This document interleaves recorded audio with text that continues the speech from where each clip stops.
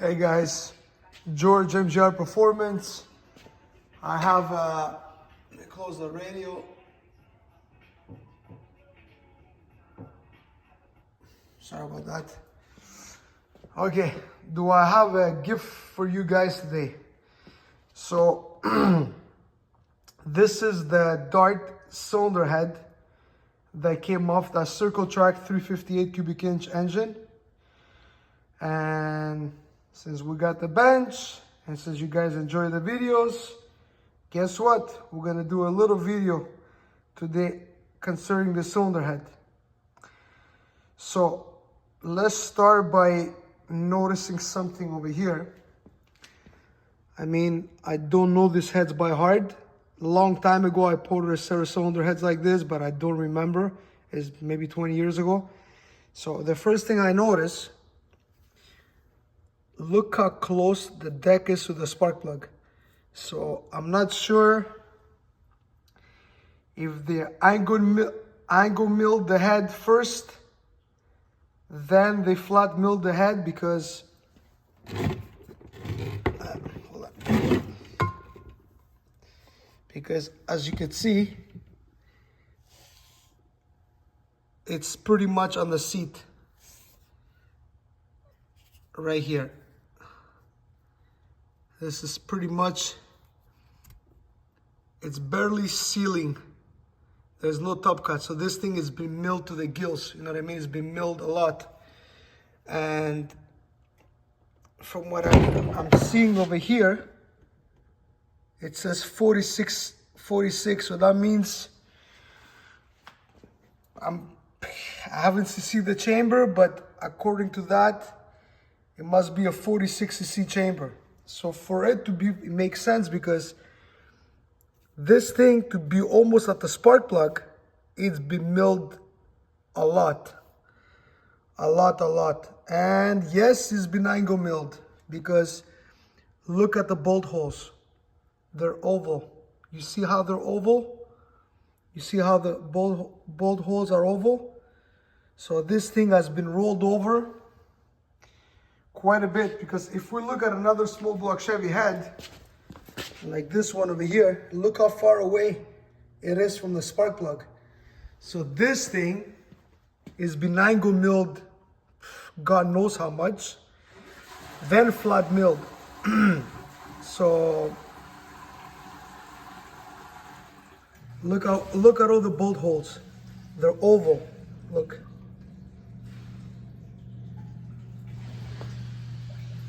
Guess what I'm doing next? Putting the valves in, spark plug, and we're gonna do a little flow testing. I mean, as the porting goes, that guide is cracked right there. But the guide seems to be okay, but the casting is cracked. I mean, as the porting goes, and nothing that I could have done myself, nothing crazy there. It's got a nice valve job, nicely blended. But all the trickery is in rolling over the, I guess, from a 23 degree, maybe they rolled it over to, I don't know, maybe 20 degrees or 21 degrees. The porting is done nicely, but using a flat top piston and getting the chamber to 46 cc's and having a nice quench pad over here. I mean, they could have done a better job on this part of the exhaust. They could have, but these guys were looking for compression. So, all right. And the porting, I mean, nothing, it's nice, nothing extraordinary, but it's not how it looks, it's how it works.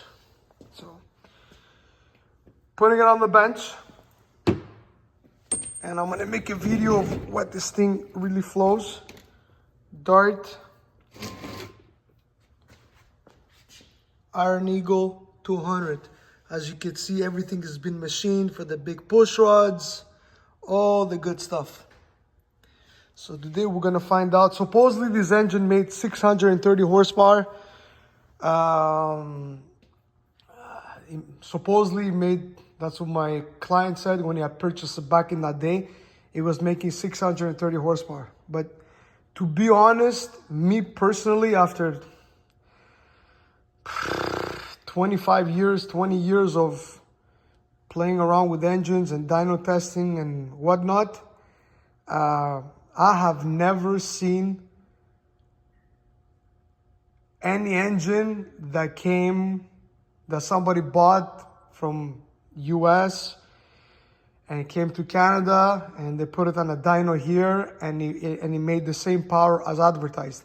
Not because the American dynos are happy dynos or the Canadian dynos are not happy dynos. It's because how these guys did it, what headers did they have, what oils did they have, what carburetor did they have, you know what I mean? Like maybe the prototype, that engine with that carb, the tuned headers, all that, maybe did, but I've yet to see one engine, like all those engines that get sold from big companies, 1200 horsepower, 598, and then people buy those motors and they bring them here and they put them on a dyno and they're struggling to make 1100.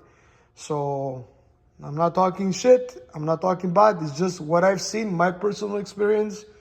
It doesn't mean that I'm right, maybe I'm wrong what I'm saying, but what I've seen a lot of engineers lose 100 horsepower as soon as they cross over to Canada. I don't know, maybe it's the exchange rate from US to Canadian currency. I have no idea, but that's besides the point. So as you can see here, there was a serial number, I guess, of the person that built it. I mean, the guys were good, obviously. They know what they're doing. That's why it was so expensive, because the more you're limited to what you use, the more expensive it gets. The more limitations, the more you have to machine things that do one of a kind and all that. So next step, dyno. Stay tuned. I'm gonna clean up the valves that came out of it and prepare to put on the bench. Before we get to the flow test, I'll show you the valves that were used. These are beautiful titanium valves. As you can see, they did a nice tulip shape to help flow. It's got a large back cut, and they put a pretty thick margin on the valve. This is a 5/16, so they changed the guides and they put 5/16 guides in there. So a lighter valve, less area, more flow. Look how much the valve sticks out because of the cylinder had been milled so much. Now, a lot of tricks on the exhaust valve. This is, they stayed with their 1132s on the exhaust. Beautiful tulip shape to help the exhaust flow. And this is something that I was using in my nitrous motor, my small block Ford nitrous motor. It's got a double back cut on the exhaust. I don't know if you can see.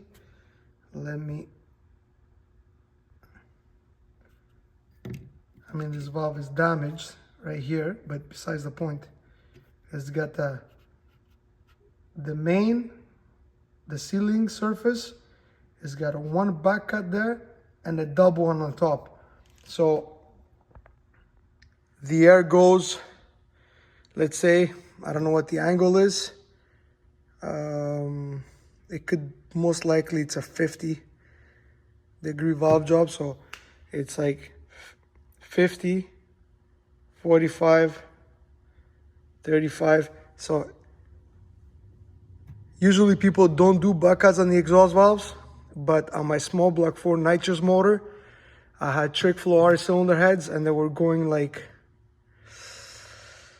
at a 55-degree valve job, and I think the exhaust was going almost 280, and it had the exact same thing. My valves, they had a same shape, with a double back cut. That was when I used to race small block 4 nitrous. That was how many years ago? Probably 14, 15 years ago. I was running low 8s back then with a 36 jet, which was pretty fast. So let's see what this baby does. And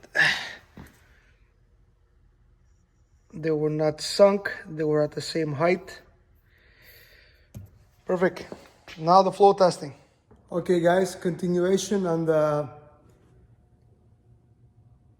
Dart Iron 200cc runner that was used many years ago in a circle track, some kind of NASCAR sanction racing in in Canada. I started the video, I showed you the port, I showed you the angle milling they did, the way they oval the bolt hole so they can place a cylinder head, the titanium valves, the valve job, the trickery, the way the tulip of the valve, the large back cut, the thicker margins. There's a lot of tricks just in valves and a lot of machining in the cylinder heads to do what they were doing, okay? Now we get into the flow testing. My head gasket is under, everything is placed. My clay is not spectacular, but it does the job. You can spend the entire day making it perfectly round, and it's what I do with everything. I take 5 minutes to fix my clay. I don't take an hour, because if you take an hour, like the right way will be, I need to, so right now with the 600 bench, I'm gonna take my time and I'm gonna make plastic, just like the Brzezinski entry fixtures, but I'm gonna make them myself for LS and all that. Like once a week, I'll make one. Now I might even show the process how to do it. Back to this. I'm at 100 lift. We're at level 3. The cylinder head is going 68 CFM. It's going 68 CFM at 100. Again, my fixture, it's 4.180. It's not 4 inch, it's not 4 inch 030, it's not 4 inch 060, it's 4.180. This fixture, I bought it from a person that was running a class all motor. It was a 440 cubic inch small block Chevy. I think it was making about 1,980 to 1,000 horse. So he was always using this fixture. So that's another thing. What I'm gonna do is I'm gonna bore this, it's aluminum, to a 4.625, and I'm gonna make an insert to go down to 4.125. So I'm gonna have a 4.625 for a big block and 4.125 for a small block. That's it.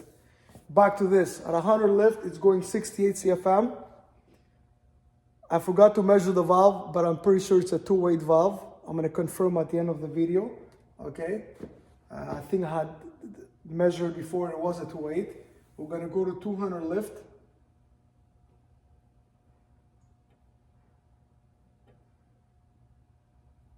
We're still at level 3.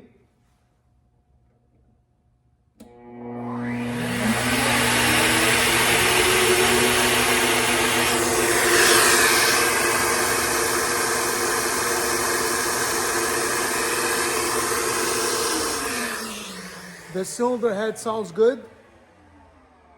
The cylinder head sounds good. It's not making any. It's not making any funny sounds. It's going 133. I mean, so far the numbers, they're nothing spectacular. I've done way better with smaller valve, but the way the head has been angle milled and flat milled, it's got no top cut. It's got no 30 or 35 degrees, just on the seat. So that is killing flow, right? And this is on a big bore. So on a smaller bore, it will be even flowing less. But if you watch my other video, the way they were offsetting the cylinders, this is actually what it will be flowing in the engine, because the way they offset the cylinders one way, it was like running a big bore. So this is actually what the engine was probably seeing, you know? Now we're gonna go to 300 lift. So So we're gonna change the level to above 150 CFM. We're going to level 4. We're going to level 4 because here there's levels. Levels 3 on the intake side can flow up to 150.9 CFM. Level 4 can flow up to 298.8 CFM. So we gotta go back in the computer, change it to level 4. We're good.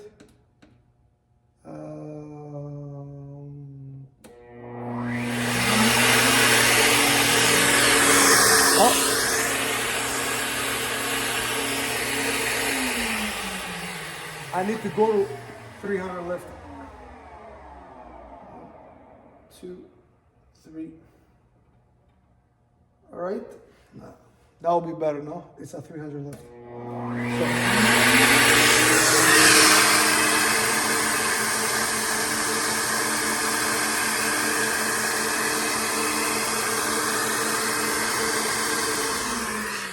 Let's call it 189 CFM.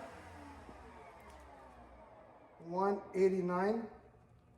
Again, I'm gonna repeat. I can very easily get these numbers, but the way it's been milled, it has affected that. Now, as soon as the valve is start taking away from the chamber, I think it's gonna start doing better because it was running a 185 intake rocker, and I believe the lobe lift on the intake side was 365. So you gotta multiply that by a 185. And let me do that quick. Let's see what kind of lift was running in there. And so 3 points, it was 0.365 times 1.85, 675 lift. So we're going to 400 lift.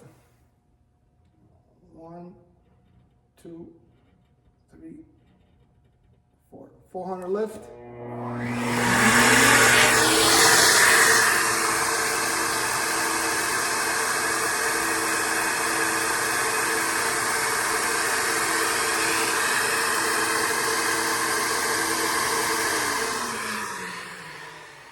The head is nice and stable. It sounds good. There's not too much fluctuation. The numbers are nothing to die for. I believe the last, and that was my experience, it was way less than what I know today, but I had done a cylinder head like this with a 205 intake valve. I think it was going over 300 back 15 years ago with the stones, 3-angle valve job with the stones, and no SIR-D, no nothing like that. Again, that was a 64cc chamber, so it had all the angles on the valve job and everything. This is down to 46cc. I'll show you this, how close to the spark plug that is. So now we're gonna go to 500 lift.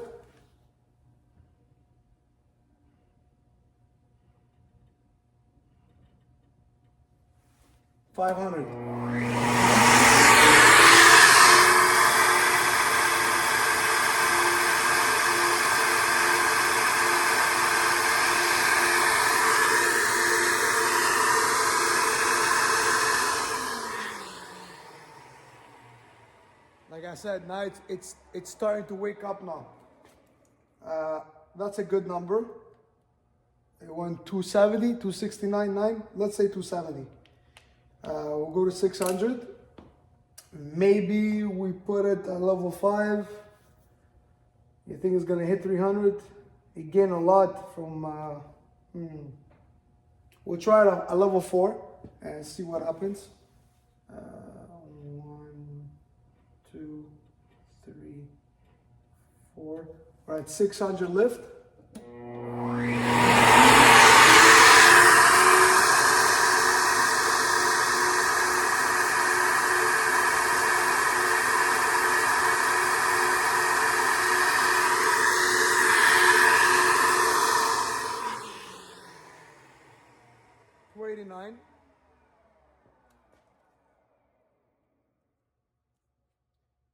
We'll do a 650 lift since the camshaft was, what was the number? 675.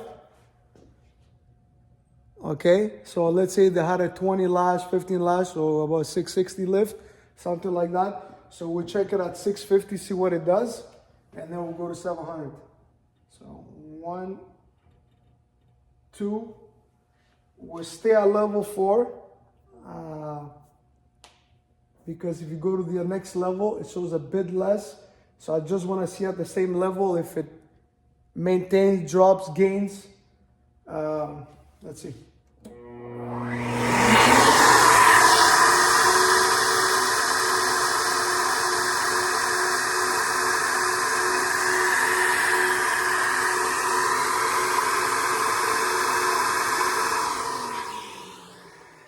Not bad.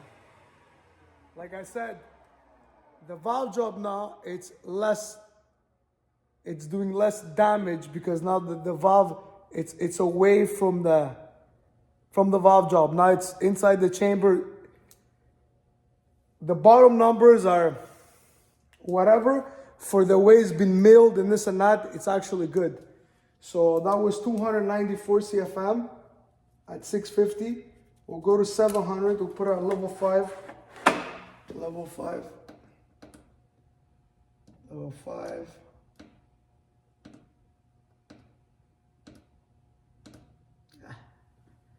Did I move it to 700? Let me double check. 1 second.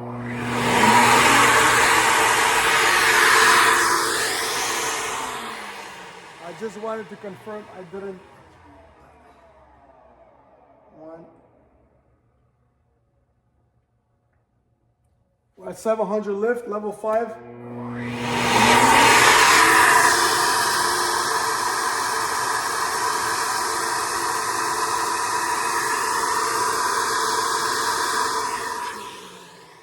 $297. Like I said, 15 years ago, when I had a lot less experience, I got 300 CFM out of these heads. So whoever was doing these heads, 15 years ago, I was 30 years old, right? The guy that did this engine, he probably had my whole life in experience. You know, the guy that did this engine back in 2000, early 2000s. So just the fact that I was that young and that early in my career and actually got the same numbers is pretty good. That was 297. Should we go to 800? Yeah, we'll go to maybe 750. We'll go to 750. 750.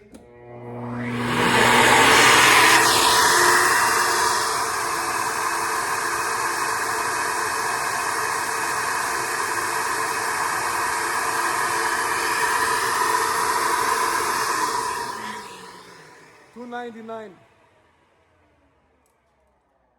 750, 299. We'll go to 800.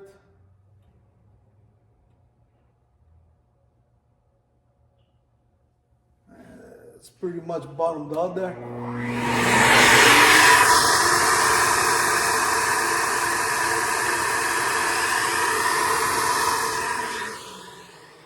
And the cylinder is starting to back off. 297. I saw one time it hit 300 one time. So let's go over the numbers.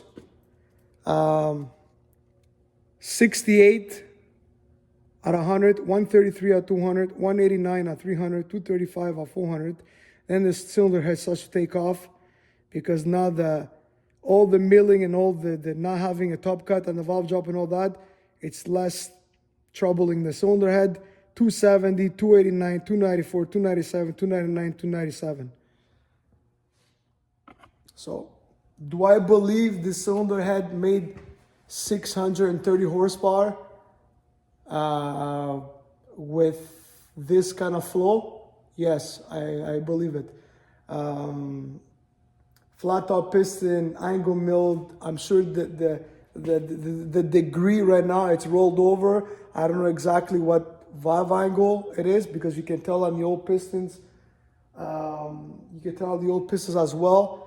The pocket has been changed, so for sure the head is rolled over, so that gives a better sight to the valve. If you have a cylinder head with 300 CFM and it has a 23-degree valve angle, okay? And then you take all the same flow numbers, kind of the same chamber design, and that's in a 15-degree valve angle, and you do the same engine, same compression, same camshaft, same everything, and you go to the dyno, I'll guarantee you anything, the 15-degree will make more power, because the way everything is going into the combustion chamber, right? That's why everything is getting steeper and steeper and steeper. 9-degree, 11-degree, 9-degree. It's very common, 9-degree cylinder heads for naturally aspirated. Because the more you start getting the valve job steeper, the more you can raise the port. So if you notice the way the cylinder head was ported, he kept it narrow and he just raised the roof, right? Didn't try to widen the port. He just tried to raise the roof along with rolling over the valve job. So he rolled over the valve job he didn't put epoxy to raise the port, but he raised the height of the port, right? So you have a picture this way. Let's say the velocity, if we talk about speed in the port and everything, let's say if you open your door, okay, and there's a lot of wind outside, and you open the door this much, you feel the pressure. The wind is trying to, open the door. If you open the door another 2 inches, all of a sudden there's no more pressure from the wind. I don't know if you're following me. You can make the port, best example is the Cathedral LS cylinder heads. This way, you can raise it that way, but the moment you open the port this way, you slow the speed in the port and everything. It's a small cubic inch. The cylinder head is a good size for that cubic inch back then, along with everything being lightweight and thin rings and all that. Yeah, I do believe 630 horsepower was possible with this combination, with the way the engine was built, small rod journals, super lightweight crank, lightweight rods, all that stuff. Now, did that engine make 600 horsepower on a dyno here? Probably not, because the guys that did the R&D on the engine, their dyno, their headers, the extension collectors, the type of fuel, the carburetor, the spacer they used, or they probably got 630 horsepower. So I'm not saying they were lying. It's just, you take that engine, you bring it to a guy in a dyno that doesn't know much. Okay, let's put 36 degrees of timing, adjust the valves. Oh, the air fuel is good. They don't know how to read spark plugs and all that. And, your engine is making 580 horsepower. Well, that's the difference between a guy that can fine tune. Watch my other video on the 372 cubic inch that I took to the dyno. I could have very easily stopped that engine at 540, 550 horsepower. We're done. Tighten the valve lash. Having an understanding of what the camshaft was doing in another application with a higher rocker ratio, and now you just put a smaller, from 185 rocker, I went down to 1.6 because it's a different application. Well, now the valve is opening later and is closing earlier. So the duration, along with the lift and the increments, the way it's opening, is completely not what it was supposed to be doing. So having an understanding, me being the one building the engine, and I design my own camshafts, I do my own profiles, I have bullet camshafts, grind my specs with certain lobes. Like when I call them, I don't say I want this, I call them and say I want this lobe on the intake, I want this lobe on the exhaust, and have some very helpful conversations with the guys over there because they're very intelligent. And sometimes what I'm looking at or what I'm giving them is bang on. And sometimes they say, you know what, maybe we can touch it a bit here, touch it a bit there. And I'm open, because that's how you learn. You don't know nobody knows. I don't care who you are. You could be the guy working in NASCAR, you could be the top dog. Nobody knows at all. Nobody. The only way to get better is to open your ears and have selective. You keep what makes sense to you. There's a lot of noise. In that noise, sometimes there's good information. So you just delete what does not make sense to you. Okay? But you also have to have an open mind, because sometimes things don't make sense and work. So this is the full numbers. It's going to be a long video, but you cannot make it any shorter than this, because this is, this is years and years and years of somebody's experience that I'm just showing you guys. And I mean, this is old technology, but if it's going to be brand new information to 99% of the people that are going to watch this video, maybe 95% of the people that are going to watch this video. So as you can see, the port was kept. Look, some people, they like say, oh, I did a gasket match. Well, why would you do a gasket match, right? Look at the gasket. The gasket goes right here, okay? Why would you open it to here when you cannot go into the push-out pinch? You're going to bust right through. So you're making it open here, but it's not doing anything here. So the guy did it correctly. He raised it as much as he possibly could. Yeah, it's kind of thin up there. He raised it, kept the port a nice shape, kind of like a small rec port. And they rolled over the valve job, and they probably have like a week of work in the cylinder head between porting, valve job, milling, angle milling, this, that. Literally, probably the guy spent a full week, if not more, on these two cylinder heads. So when my customer told me back then he paid $25,000 or $30,000 US for this engine, and somebody in the comments said the guy got ripped off, no, he did not get ripped off. This was ahead of his time back then. It was all machining. You're limited to this crappy cylinder head, iron head. You're limited to cubic inch. You're limited to flat top piston or whatever the rules were. You gotta squeeze everything from everywhere. So that's what they did. It's 30%, 40% parts, and 70% knowledge and machining in these engines. And trial and error. And I'm sure the first time they did one of those, it wasn't as good as the last one they did. You know what I mean? It was just getting better and better.